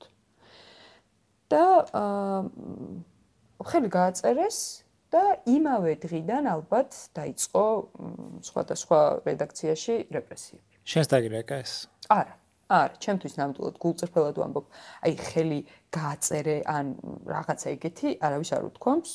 მიკვირს სხვათა შორის ალბათ ვიცოდნენ რომ ვერ არ ვიზამდი თუ რა არ ვიცი. ოღონდ მართლა გულწრფელად რაღაც ვიღაცასთან შეთანხმებულად არ გამიკეთებია. ჩემთვის უახლოეს უსაყვარლეს ადამიანს ჩემს შეყვარებულსაც კი არ ვუთხარი, რომელიც ასევე ჩემი თანამშრომელი იყო, რომ ვაპირებდი ხელმოწერას. ერთადერთი მეორე დილა რო გათენდა, რაღაც ლევანთან საუბრის დროს თქვი რომ ესე თქო და იმენაც მითხრა რომ ხო, მე რო იქ მუშაობ და მეც მოვაწერდი ხელს, რა თქმა უნდა. იმიტომ რომ რატომღაც პირველ არხში გონიათ რომ ეს არის ზურგში დანის ჩარტყმა, როცა გეუბნება შენივე თანამშრომელი რა არის სწორი და უკეთესი. ხო, ეს დღემდე ეგრე აქვს, რომ აქვთ ყველას მენეჯმენტში განსაკუთრებით, რომ ზურგში ლახვარი ჩაგვარტყეს და არასდროს არ ყოფილა სხვათა შორის ფავორიტი ჟურნალისტი მენეჯმენტის. ყოველთვის ვაკეთებდი ჩემს საქმეს, ბოდიში შეიძლება სუბიექტური ვიყო, მაგრამ 10-იანზე, მაგრამ მაინც ვერასდროს ვერ კარგია ეხლა რომ ვფიქრობ. ვერ მოვიპოვე მათი ესე დადებითი ურთიერთობა არ გქონდა ხო, არასდროს არ მქონია ახლა ურთიერთობა, პირიქით სულ დისტანციას ვიჭერდი. მაგრამ ნუ გამომდინარე იქიდან რომ დიდად არც ლევანი არ იყო ასეთი რომ თავი დაეხარა და ამიტომ წამოვიდა ლევანიც თავის დროზე, მეც რატომღაც ესე ვიყავი უფრო ნაკლებ მოსაწონი. წელს მარტში დაიწყო ლაპარაკი იმაზე, რომ დილის გადაცემა ბრუნდებოდა ეთერში და ჩემი ყოფილი პროდიუსერი დააბრუნებდა ეთერში საკუთარი ნებით ჟურნალისტებს. ეს პროდიუსერი სხვათა შორის ძალიან ვისთანაც 8 წელი მუშაობდა. არა, ბოლო 2 წელი, თუ წელიწადნახევარი ის ბოლოს გადმოიყვანეს ჩვენთან. ძალიან დიდი სიყვარულით, ლევანზე გულის ტკივილით და მთელი ამბებით და თქვა რომ გითხრეს რომ ის აარჩევს. ნუ ველოდებოდით რომ ეხლა დღე-დღეზე რავი, დამირეკავენ ალბათ. მართლა გულწრფელად ვფიქრობდი იმაზე სულ რომ აი იქ როგორ უნდა მიმუშაო ეხლა იქ როგორ ხატვარზე როგორ უნდა გავაკეთო სიუჟეტი და ეს გაურება მქონდა მართლა. და სულ შემთხვევით ერთ-ერთმა ჩემმა ყოფილმა თანამშრომელმა დამირეკა და მითხრა რომ აუ რა კარგია თან უკვე გადასულები იყვნენ ახალ შენობაში და მე მარტო ვიყავი დარჩენილი რადიოში იმიტომ რომ რადიო ძველ შენობაში რჩებოდა დამირეკა და მითხრა რომ აუ რა კარგია რომ ხვალ გნახავ ბოდიში სად ვნახავ შევთანხმდით მეთქი ნახვაზე ვერ მივხვდი მაგრამ ხვალ ხო თათბირიაო არ ვიცი მეთქი რა თათბირია თხა უიო შენთვის არ დაურეკავთო არა ჩემთვის არ დაურეკავს მე გადავრეკე ერთ პროდიუსერთან და ვკითხე რომ ბოდიში დაგავიწყდით თუ რა ხდება და უიო არ ვიცი რაღაცა და მე უცებ შემომბრუნდა გამომშვები პროდიუსერი იყო ეს გოგონა შემომბრუნდა და მითხრა რომ შეხო არ გინდოდაო დილაზეო გადმოსვლა ბოდიში მეთქი ეს ვინმე თქვენ გითხრათ ანუ გაიგეთ ვინმესგან აი ჩვენს პროდიუსერს უთხრეს მე გითხარით ეს თქვენ არა მაგრამ იმას უთხრეს ხო და მეთქი შანა მე არ გეტყვით რომ არ მინდა ვინც არ უნდა გითხრათ არ ვიცი მეთქი მე ამ პროდიუსერთანაც დავრეკე მითხრა რომ შენ ისეთი კარგი გოგო ხარ ხელიდან როგორ გაგიშვებ ბლა ბლა ასევე მოხდა მეორე თათბირზეც ოღონდ მეორე თათბირი ჩატარდა უკვე რომ გადიოდნენ ეთერში რაღაც 2 დღით ადრე ამ პერიოდში სამსხურში ნაყოფი არ ხარ იქ არა ანუ რადიოში დავდიოდი ჩვეულებრივად ვაგრძელებდი რადიოში მუშაობას და მახსოვს რომ დაურეკე ტექნიკურ პროდიუსერს და ვკითხე რომ ანუ ეგრე ყავდა როგორც აღმოჩნდა ვკითხე რომ ბოდიში მეთქი ანუ რა ხდება თქვენ მაინც რომ მითხრათ მეთქი და მითხრა რომ ყველას გვარი მითხრეს რომ ვისთანაც უნდა ამერიკა ჯობავას გარდა კი ბატონო მეთქი არ არის პრობლემა მე დავწერე პოსტი ეთერში გავიდნენ რა თქმა უნდა ძალიან მშვიდად და რამდენიმე ადამიანისგან მართლა იყო გულწრფელი თანადგომა და მხარდაჭერა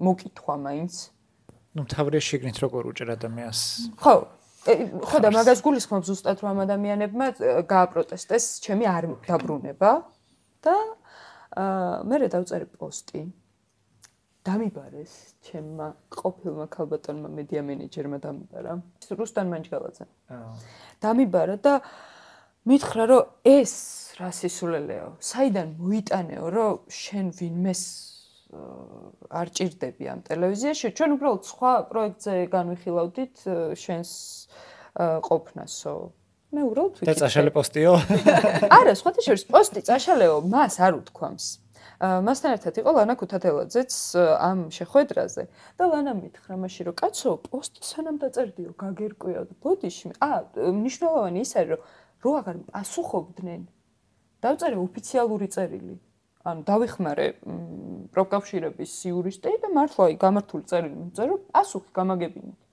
და ეთქობა მე უკვე ძალიან ხალხმა მართლა იტაცა ხო ხალხმა ეს პოსტიც აიტაცა მე და მითხრეს რომ ჯერ რო გაგერკვიაო და ძალიან საინტერესო რაღაც მითხრა მაშინ ქალბატონმა ლანამ შენო სხვა ტელევიზიაში გიმუშავიაო და არა მითქი და მაშინ მითხრა რომ ხო გეტყობაო იმიტომ რომ არ იციო რას ნიშნავს ცენზურაო აი ესეთი რამე მითხრა მე მაშინ და თურმე გამოდის რომ და ეხლა განახებთ კი და მანახეს და დილიდან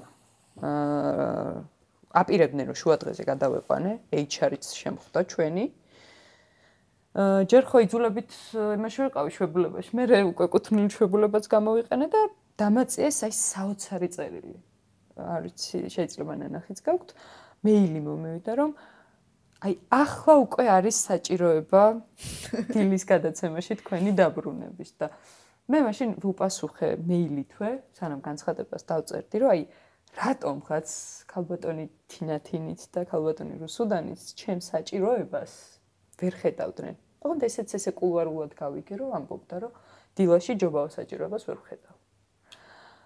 ამიტომ მეთქი ახლა მე ვერ ხედავ საჭიროებას რომ თქვენ რამე სადმე ჩემი შრომა თქვენთან დავტოვო თქო და ასე გავხდი რეპრესირებული ჟურნალისტი.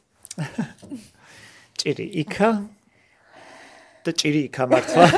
მორჩა. თამაში versus ჟურნალისტი. ხო, ცოტა დრამიდან გამოგიყვანთ და თან მედიაზე ლაპარაკობთ და მედიით გაგრძელდება. მოკლედ TikTok-ი ხო გაქვს? აკაუნთი მაქვს. უბრალოდ ეგეთი თამაში არსებობს, რომ ადამიანებს ქუჩაში აჩერებენ, ოღონდ და პირობითად ვიღაცა პოპ ვარსკვლავებზე ეკითხებიან, რომელი ურჩევნია და ერთი უნდა დატოვოს რა. კი ბატონო. ეგრე წავალთ ჟურნალისტებზე, იქნებიან მხოლოდ ტელეჟურნალისტები და მხოლოდ წამყვანები ან საინფორმაციო ან პოლიტიკური გადაცემის. რომ იცოდეს ხალხი. შემოყოფილი არქიდანაც იქნებიან. აუცილებლად. და დავაძრო. თუ გამოვიძრო როგორც არის. ხო, ცოტა ისეთია, შეიძლება დისკომფორტი იყოს, მაინც კოლეგები არიან, მაგრამ მაინც ვცადოთ. აღარ არიან ჩემი კოლეგები. ნუ, ჟურნალისტად დარჩები, ხო ეგრეა. ჩამამსხენი ჟურნალისტიკიდან. ვახოსანია თუ ზალუდუმაშვილი.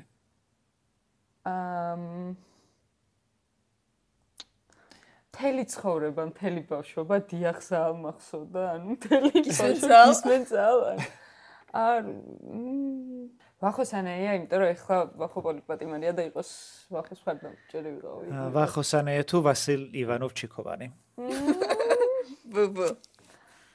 ვასილ ივანოვ-ჩიქოვანი.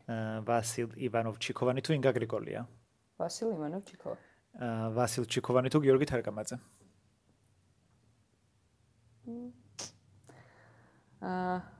ჩიქოვანი. ვასილ ჩიქოვანი თუ ნოდარ მელაძე. ჩიქოვანი. ვასილ ჩიქოვანი თუ გიორგი გაბუნია. გიორგი გაბუნია ვინ არის? თავარი არხის და პიესის თუ პიესის წამყვანი. ეხა ძალიან ცუდი გიორგი გაბუნიასკენ წავედი და მეგონა მეღლიცინებოდი. არა, მაგრამ ცუდი გიორგი გაბუნიებიც იქნები, არა? ჩიქოვანი. ვასილ ივანოვ-ჩიქოვანი თუ დავით ქაშიაშვილი. დავით ქაშიაშვილი. დავით ქაშიაშვილი თუ ეკა კვესტაძე. დავით ქაშიაშვილი. ქაშიკა თუ მაგდარიკაშვილი. მაგდუ ბოდიში ქაშიკა. დავით ქაშიაშვილი თუ ეკო მაღრაძე. ქაშიაშვილი. ქაშიაშვილი თუ მაკაცინცაძე. მაკა ძვირფასო. ჩემი ტოქსიკური ექსია მაკა შეულებრივად მართლა. არა ქაშიაშვილი. ქაშიკა თუ ელისო ჯარიაშვილი. უდიდესი პატივისცემა ელისო ჯარიაშვილს. ელისო ჯარიაშვილი. ელისო ჯარიაშვილი თუ დიანა ჭურჭუა. ელისო ჯარიაშვილი. ელისო თუ ნინო ზაუტაშვილი. ზაუტ. ზაუტა თუ ლევან ჯავახიშვილი. ეგ ისე ლევან ჯავახიშვილი ხო? ზაუტა. ზაუტა თუ თამთასანიკიძე. ვაიმე, ისე რომ მოვიხსენებ როგორც კაცს მიღმა ეძახიან ხოლმე ადამიანს ცოტა უხერხულია. თამთასანიკიძე თქო. კარგად აფიქრე. თამთასანიკიძე ბოლოს ისე აღშფოთდა პრემიერთან ინტერვიუზე. რომ აი შეიძლება დავფიქრდე ზაუტა რა თქმა უნდა. ზაუტაშვილი თუ ნათია ლაზაშვილი. ეს რუსთავის ნათია ლაზაშვილი ხო? კი. ზაუტა. მეტი არავინ გავხსენდა რუსთავიდან შენი ბავშვობაც რო არის შენი ძმისშვილის ბავშვობა. ძალიან დიდ ფიქრობს რუსავი და მინჩავს რა თქო და ანუ არც მახსოვს ვინები არიან წამყვანები იმდენად რაღაცნაირი არხი გახდა. ზაუტა თუ ირაკლი ჩიხლაძე. ზაუტას ძალიან ეწყინება ეს შედარებები, ოღონდ მართლა ზაუტა. კარგი, ზაუტა თუ დია მამისეშვილი. ზაუტა. და ჩემი საყვარელი და ბოლო ზაუტა თუ მაია ჭუჭულაშვილი. რომელიც არის მომვლელი რო არის ის ვინ არის მე ჩვენ ვიცით. როგორ არის ის ხალხმა იცის? აი ვინ იცი მარიამ ჭუჭულაშვილი. ვასილ ჩიქოვანი გამოუშვეს. ვასკას სადილზე პირველი დაჯდა და მაგიტომ. მისი პროდიუსერი არის ხო? სკამზე მონადირე. ხო, ანუ ეგ არის ამბავი რომ ვასკა რო აყენეს, ვასილ ივანოვ-ჩიქოვანი რო აყენეს ეთერიდან, ვინ დაჯდება, არავინ დაჯდა და ადგა და თვითონ დაჯდა. კარგი, გავაგრძელოთ. სულ ერთია? რა თქმა უნდა. აქ ჩაწყობით არაფერი არ ხდება. And other hilarious jokes. ვაიმე, ეს რა საყვარელია, პატარა ლიმონი. პატარა ლიმონი, ვინ არის პატარა ლიმონი? მითხარი, რატომ ქვია ლიმონი და რატომ არის პატარა? და ლიმონი. უკვე აღარ არის პატარა ლიმონი, სხვათა შორის დიდი ლიმონია. ლიმონა არის დემეტრი ჯობავა, ჩემი ძმისშვილი. სხვათა შორის აქ ტატუც მაქვს ლიმონის. დემეტრეს ლიმონა დავარქვი ზუსტად ჯერ კიდევ მუცლად ყოფნის მეოთხე თვეში თუ მეხუთეში. იმიტომ რომ პირველად რომ აჩვენეს ეკოსკოპიის ფოტო, მკითხე რომ აი რა ზომის არის ახლა მიახლოებით თქო და რაღაც აპლიკაციით გამოთვალეს და იყო ლიმონის ზომის და ვაიმე, რამდენი ვიფიქრე, რატო ეძახის ბავშვს ლიმონას და აი მაგ მომენტიდანვე და დღემდე უკვე 4 წლის არის ეძახი ლიმონს და ძალიან ამაყობს ამ სახელით. მართლა? კი. რომელიც ახლა დედასთან არის და უვლის. კი, ახლა დედას უვლის. იმიტომ რომ მამამ ასე დაუბარა, რომ დედას და იოანეს უნდა მიხედო და ალაგებს სახლს, ასწორებს ყველაფერს, გააქვს ნაკავი და ასე შემდეგ. რამდენი წლისა? 4-ის. ვაიმე. 4-ის გახდა ზუსტად როცა ლევანი დაბრუნდა თურქეთიდან საქართველოში. აი, უნდა მეთქვა, აი მაგ დროს რა მოგიყვათ, როცა დაინახო რამდენი ადამიანი მამის ეგ შეამზადეს სხვათა შორის და უთხრეს რომ მას ხვდებოდნენ ეს ადამიანები და იყო ძალიან აჟიტირებული, მაგრამ თან ეს კდემამოსილება ვერ მოიშორა და ხო, ესე ძალიან იმათ მიიღო. მესრუსული სიტყვა, ხო? ხო. იმათ მიიღო ძალიან და შეიფერა, ხო. და თან რაღაცა ლევანი სულ ელაპარაკება.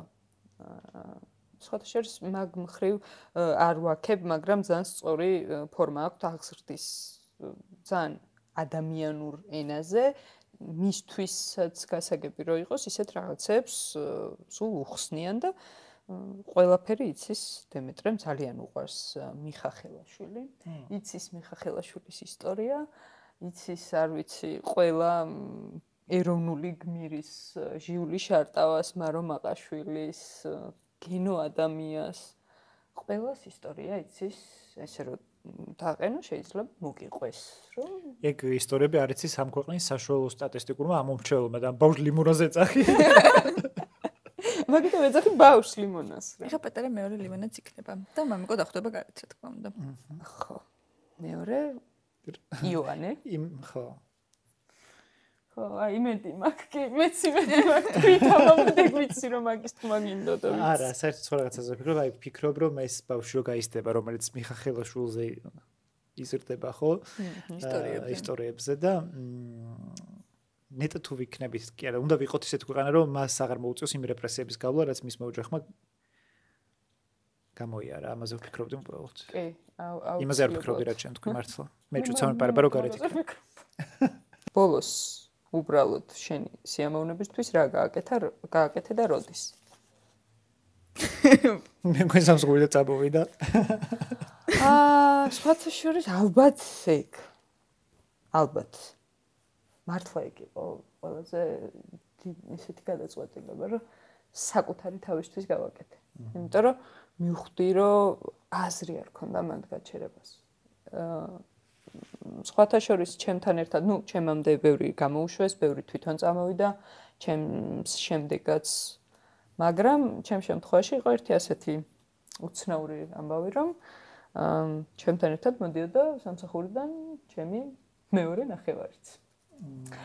რა თქმა უნდა, მას ეს გადაწყვეტილება სოლიდარობის ნიშნად? არა მარტო სოლიდარობის და ძალიან დიდი წილი სოლიდარობის გამოც. იმიტომ რომ რიგშიც იქნებოდა ალბათ. ხო, ხო, რაღაც ეგეთი, იმიტომ რომ ის რაღაცა დაპირებები რომ შეიძლებოდა გვემუშავა ერთ გადაცემაზე, რამე ნორმალურ გადაცემაზე, აღმოჩნდა ტყუილი, როგორც სხვა დანარჩენი და მან ცოტა ყოველთვის თავს გრძნობდი დამნაშავედ. იმიტომ რომ ეს როცა შენ თავზე ხარ მარტო პასუხისმგებელი, სხვა ამბავია, მაგრამ როცა მეორე ადამიანიც იგივეს აკეთებს, უკვე თან რაღაც ეხა ვერ ვიტყვი იმათ, მაგრამ რაღაცა გავლენა ხო ჩემს წამოსვლასაც ექნება და უბრალოდ იქ რომ არ ვიქნებოდი, თუნდაც ეგ. კი, რა თქმა უნდა. და მაგრამ მე ვხვდი რომ მაგაზე სწორი გადაწყვეტილება ცხოვრებაში ძალიან ცოტა მიმიღია. ახლა რას აკეთებ? მე რო ვფიქრობ რომ რამდენად სწორი იყო ეს გადაწყვეტილება. ჩვენ პროფესიას ეგ აქვს ძალიან ცუდი, რომ ინტეგრირება მე სხვაგან გიჭირს რა. სხვათა შორის მე თუ კრიტიკულ მედიაში მუშაობს, სხვა შორის ჩვენ შემთხვევაში კიდევ უფრო რთულია. კი. ერიდებიან შეთამუშაობას. სხვათა შორის მე გამიმართლა, იმიტომ რომ მე თვით ნასწავლი მემონტაჟე ვარ. მე მუშაობდი მემონტაჟედაც საზმაუში, ჩემს და სხვა სიუჟეტებსაც ვამონტაჟებდი სხვა ჟურნალისტების და ერთადერთი გამიმართლა მაგაში, რომ შემიძლია ფრილანსერი ვიყო და ახლა ასე გამაქვს თავი. ისე სანამ ახალ კითხვაზე გადახვალ, რაღაცნაირად გული ალბათ გწყდება მაინც 8 წელი რაღაცას რო აკეთებდი და ამდენ ენერგიას რო ხარჯავ თუ ანუ არის ეგ დრო რომ შეიძლება ცვლილებები უკეთესი ყოფილიყო. ნუ ახლა ქვეყანაში ისეთ ცვლილებები მიდის რომ არ ვიცი რამდენი გძენი. აქამდე უნდა მიქნა. ცვლილებების დრო აქამდეც იყო და თუ მინდოდა რომ რაღაცა სხვა სფეროში გადავსულიყავი, ეს უნდა მექნა აქამდე, იმიტომ რომ ეხლა ძალიან რთულია. ეხლა სამსახურის პოვნა, ესე მარტივი საერთოდ არა. მით უმეტეს გინდა არ გინდა ვიწრო სპეციალობა მონტაჟიც და ნუ ჟურნალისტიკა მით უმეტეს. მით უმეტეს იმ რეჟიმში, სადაც ვართ, როცა კრიტიკული კი არა, უკვე რა ვიცი, ორი არხი რჩება, მე მგონი ისე მიდიან და ისე იჭერენ ჟურნალისტებს და ასე შემდეგ. ავიწროებენ. მაგრამ უფრო მეტად განვიცდი მართლა იმ ადამიანებს, რომლებიც, არ ვიცი, ცხოვრების ყველაზე რთულ მომენტში მათთან ვიყავი და ისინი ჩემთან იყვნენ და ეს ადამიანები ისე დადუმდნენ. ზოგიერთი მათგანთან 8 წელი ხომ მუშაობდი? მუშაობდი, მეგობრობდი, არ ვიცი, მართლა ერთმანეთის სახლებში ვრჩებოდით. ოჯახებით ვიცი. ისეს ტელევიზია გეცი ვიცი რომ ნახევარზე მეტროს იქატარებ და სხვა გზა არ გაქვს, გინდა არ გინდა უნდა იმეგობრო. აი, დასვენების დღეებშიც კი, ახალ წელს ერთად აღვნიშნავდით რაღაცა დღესასწაულებს, დაბადების დღეებს. ერთი ადამიანიც კი არ გამოჩნდა, ვინც მომწერდა, რომ მიკვირს რაღაცნაირად. მეც ძალიან გამიკვირდა, იმიტომ რომ მანდ მივხვდი, რომ ანუ, ოღონდ აქ იცი რა იყო ამბავი, ის კი არა რომ არ მომწერეს ანა. ისინი გაბრაზებულები იყვნენ ჩემს. მე მედროვეც მეძახეს. და ეს რა ქვია, მოგავალეს. კი. ქართულ ეცებას ხო ეგრე იქცევა, რუსეთს აგენტი რო ადაჩრო deep state-ობას კუტერის და ახლა მეტრო ნიშნავს რომ კარგ დროებას ერგება, ანუ ეს კარგ დროებას მორგება ქუჩაში წამოწვა. მედროვე როდის დამიძახეს, იცით რომ აი რო შემოცვიბდნენო საზმაუშიო, მაშინ მოაწერეო ხელი ამ პეტიციასო. ანუ მაშინ ხო არ დაიწყო ქვეყნის ნგრევა, ნუ მანამდე დაწყებული იყო, მაგრამ ესე ხელშესახებად და მედროვე ხარო და მოღალატეო და კარგი, კენ რო წამოხვედი მოკლედ მართლა. ია ფარლოვას აიკონი შემოვარდნა რა იყო მაგაზე ხო საუბარი. კი, მაგაზეა საუბარი.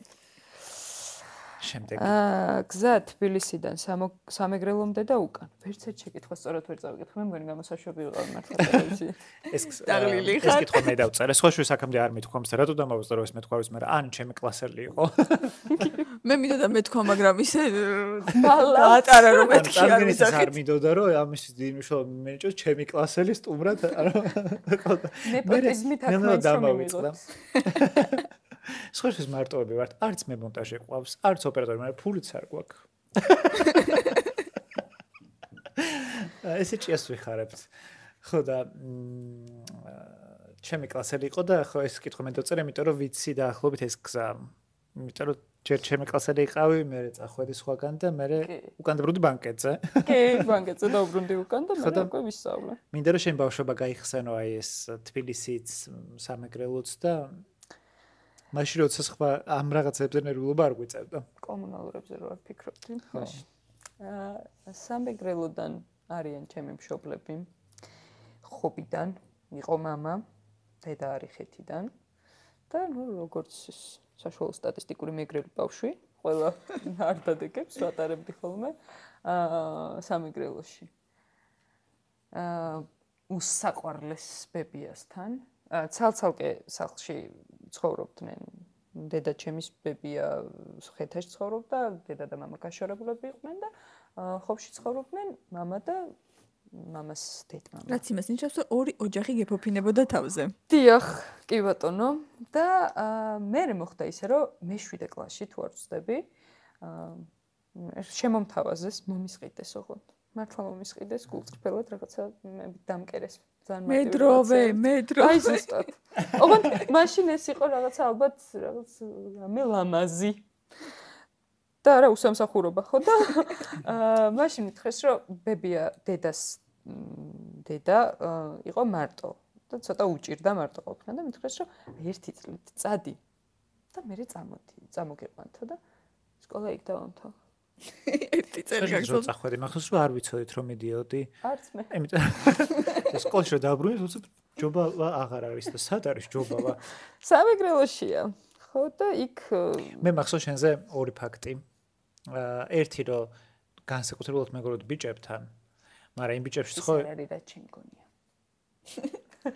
X-ის მისი შეყვარებული, რომელიც ასევე რეპრესირებულია სხვათა შორის. ხო შემოგვიერთდები.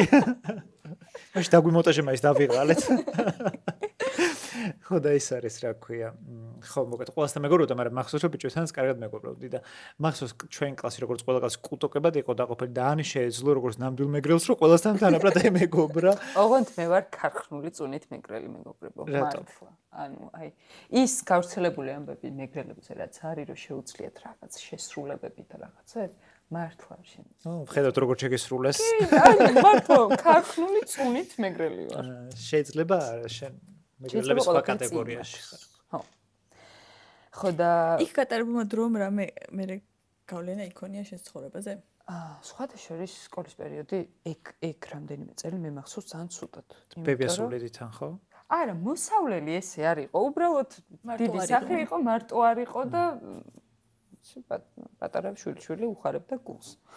და ცუდად მახსოვს, იმიტომ რომ რო ჩავედი ამ სოფელში და ახალ სკოლაში, როგორც წესი ხო ეგრეა, რომ თითქოს რაღაც გავრცელებული ის, რომ აი თბილისიდან იქ რო ჩადიხარ, არ იღებ იქაურობას და რაღაც ვერ კონტაქტობ. მე ძალიან კონტაქტური ვიყავი პირიქით, უბრალოდ იქ დამხვდა რაღაც საუკეთესო თავდაცვა თავდასხმა თემა და ძალიან ისე დაიწყეს ჩემთან რაღაცა რამდენიმე ადამიანმა ცუდად მოპყრობა, იქ სხვათა შორის მასწავლებლები. თბილისში შესანიშნავება ხდება, რომ რეგიონიდან ჩამოსულ ბავშვებს აბულინგებენ, იქ პირიქით იყო თბილისიდან ჩასულ ბავშვებს აბულინგებენ. ზუსტად ეგ მოხდა, ეს რაღაც მასწავლებლების შვილები და ამბები. და რაღაც პერიოდი მართლა ძალიან რთულად გადავიტანე, იმიტომ რომ თან თინეიჯერი ვიყავი უკვე და ძალიან მიჭირდა, რაღაც პერიოდი არ დავდიოდი სკოლაში, მე უკვე ბებია ჩემს საკმაოდ ისე ანერვიულდა და მოუწია რომ დაირეკა დედაჩემისთვის და ჩემი ძმისთვის და ისინი ჩამოსულიყვნენ, იმიტომ რომ აი აუტანელი იყო რა იქ ყოფნა, არაფერს არ ვაშავდი, ანუ სწავლა მინდოდა უბრალოდ და ცოტა კონტაქტი ხალხთან და რაღაცა მე უკვე მივხვდი რომ აზრი აღარ ქონდა მაგას და ყურადღებას აღარ ვაქცევდი და დამეგობრდი ბოლოს ვერმასთან? ერთ ადამიანთან. მაგიტო იყავი ჩვენ ბანკეტზე? მე იმათ ბანკეტზეც ვიყავი, მაგრამ გაუმაწყარიყო. ბანკეტები. ერთი კაბით ორგან ჭამე. ცო. მე ხარ რაღაცა რომელი ბანკეტი უკეთესი იყო ის რო შეგვიფასოთ? ბანკეტი რომელი უკეთესი იყო? ეს რა თქმა უნდა. თქო, კარგი, რაღაცა ჩვენ ძალიან უცნაური ბანკეტი ქონდა, ყველა მასწავლებელი უკმაყოფილო იყო, იმიტომ რომ ფაქტორად კლუბში გავაკეთეთ. კი. და ყველა ბავშვი უკმაყოფილი იყო. და ყველა ბავშვი უკმაყოფილი იყო, მაგრამ მე იყო ალბათ ჩვენ მიზანიც, რომ ადრე წასულიყო ზოგი-ერთი. ჯინსები და ჰუდი თუ კაბა და ქუსლები. მე მახსოვს შენი ბავშვობა და მე ბანკეტზე მახსოვ ხარ კიდე და აი ეს ორჯერ გახსოვართ ალბათ კაბა და ქუსლებით ორ ბანკეტზე და ერთ ქორწილში მხოლოდ არა ჯინსები და ჰუდი.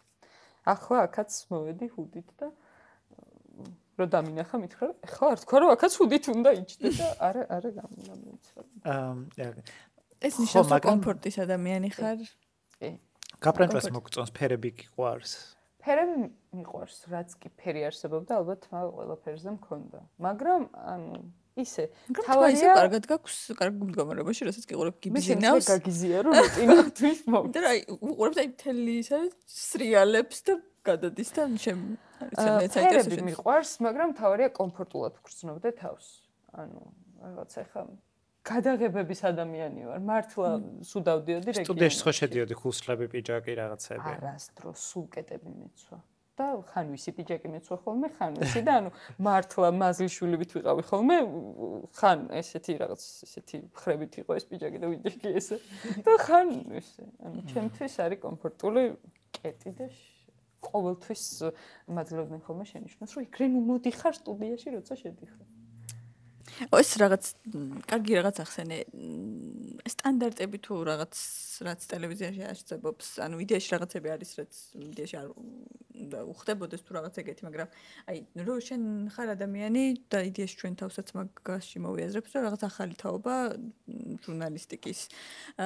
შენ რამდენად გიგრძნია ეგ, რომ ეხლა არ ვიცი რეპრესიებზე საუბრობდით და შენი აზრი გაუთვალისწინებიათ და ასე შემდეგ, მაგრამ აი მაგალითად ის რომ რაღაც ძველი რაც იყო და მაშინ მუშაობდა, მაგასთან შეიძლება რომ უჭირთ. სხვათა შორის პირველი ეგეთი სტანდარტი იყო ის, რომ ლევანმა რომ მომწერა, როგორც არ გადგინოთო. ერთ-ერთ თემაზე ვუთხარ, რომ რა ვიცი, ანიჭკა თუ ანიო. მე ყველა ანიჭკათ იმიცნობს, მაგრამ რადგან ესეთი კნინობითია და ისეთია, ტელევიზიაში მქონდა ეგ პრობლემა, რომ სიუჟეტებს არ აწერდნენ ანიჭკას, ან ავტორებში უნდა დამეწერა ანი. როცა სტუდიაში შევდიოდი, არ უნდა დაეძახათ ანიჭკა.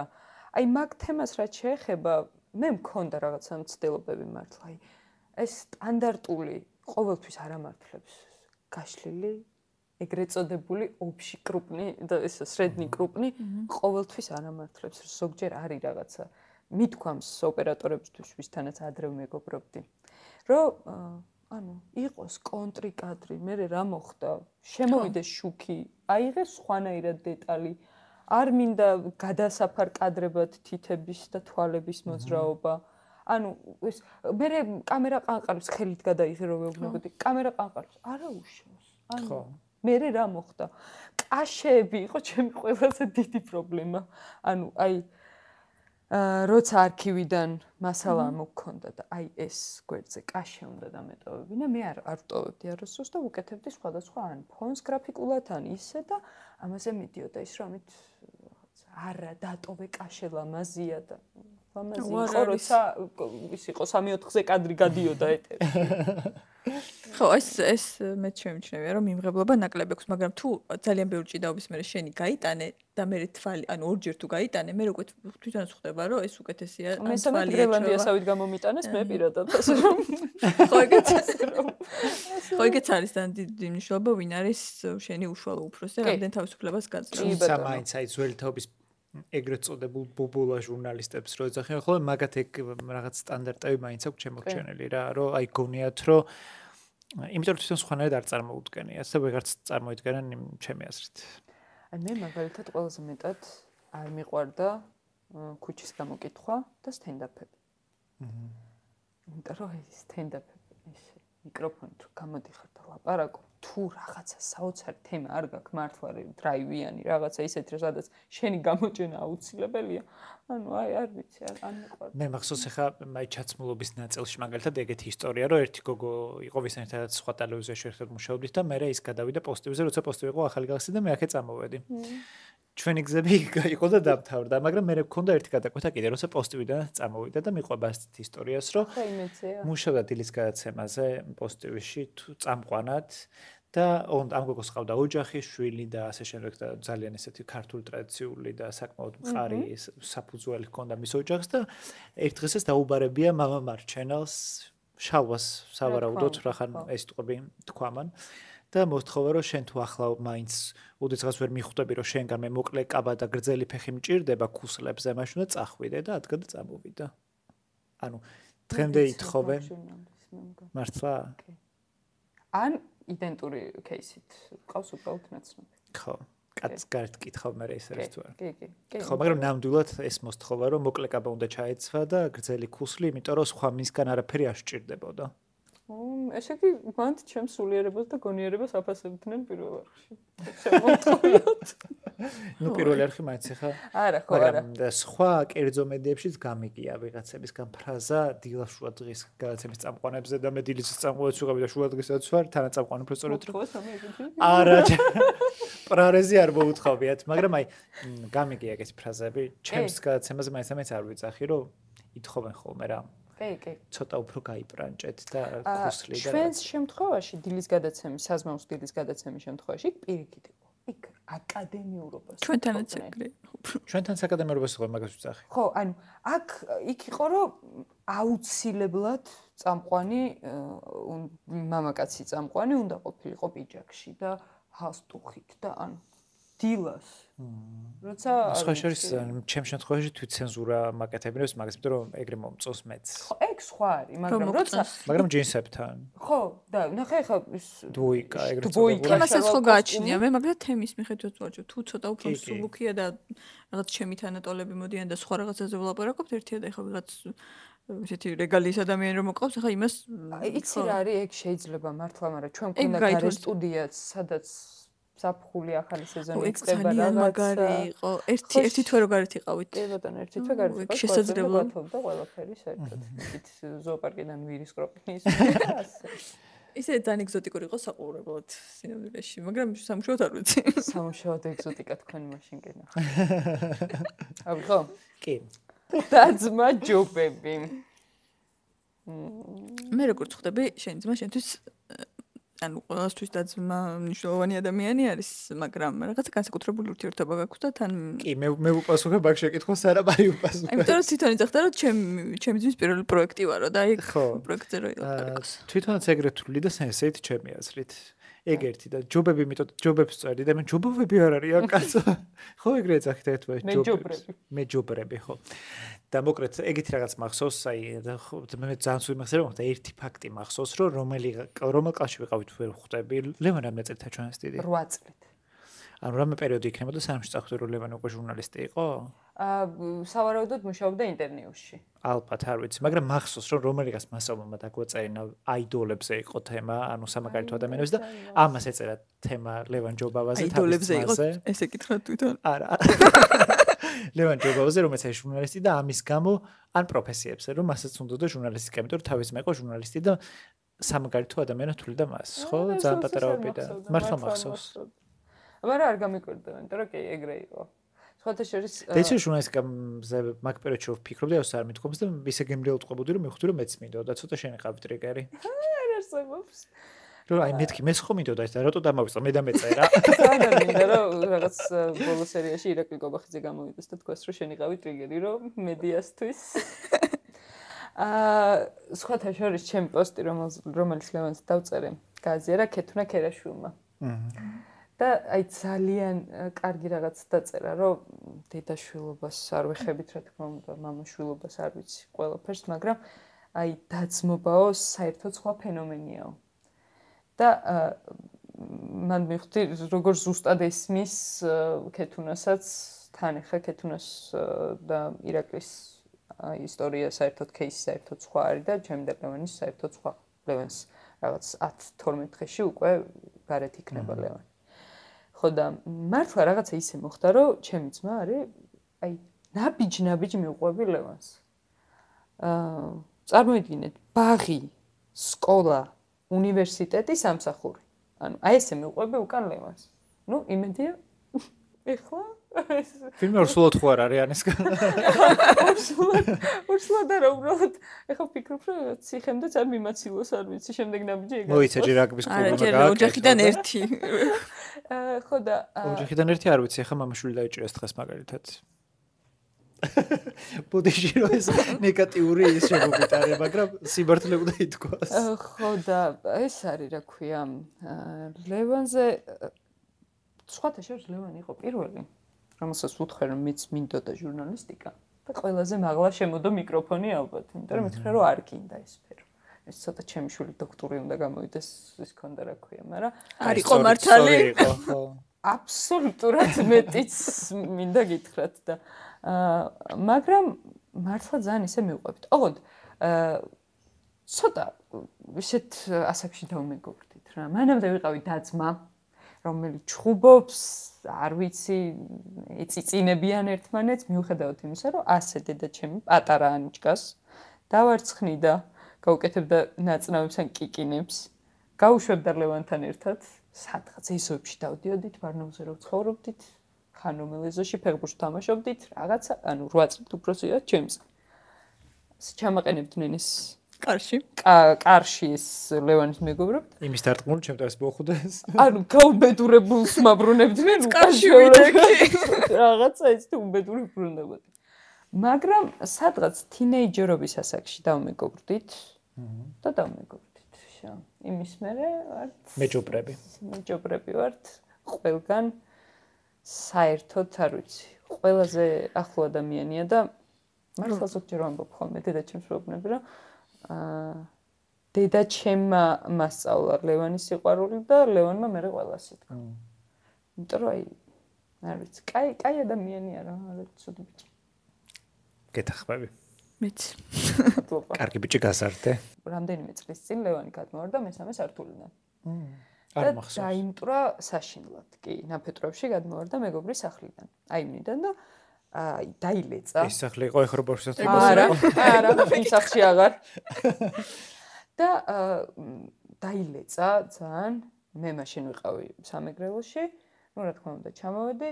რაღაცა დედა პარალელურად მუშაობდა, თავიდან საერთოდაც სახლში ვერ ჩერდებოდა, იმიტომ რომ მუდმივ მოვა საჭიროებდა და იყო დეიდა ჩემთან და როგორც კი წამოვიდა, სანამ დედა სამსახურიდან დაბრუნდებოდა, მე ვუვლიდი. პირდაპირ მნიშვნელობით. მე შემყავდა საბანაოდ, მე ვაჭმევდი, რაღაც მასაჟები რაც საჭირო იყო, იმიტომ რომ მთელი სახის ძვალი ქონდა ჩარლიწილი, ხელი და ფეხი მოტეხილი და კარგად მოგივლი, არ ეტყობა არაფერი. მართალია.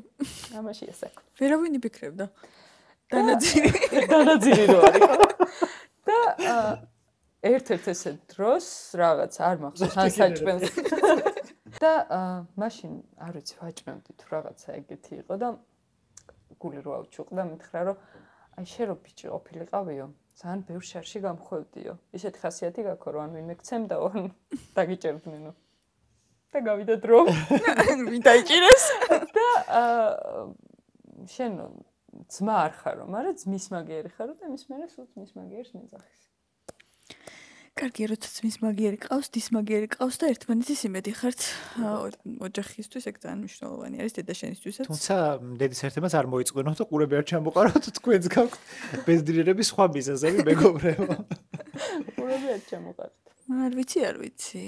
ანი, ძალიან დიდი მადლობა რომ მოხვედი. იმედია არ დაგსტრესეთ და ძველი ტრამები არ გაგახსენეთ და ახალი იმდენია, რომ წელზე არ ბრუნდებ. ხო, არ გვაცდიან.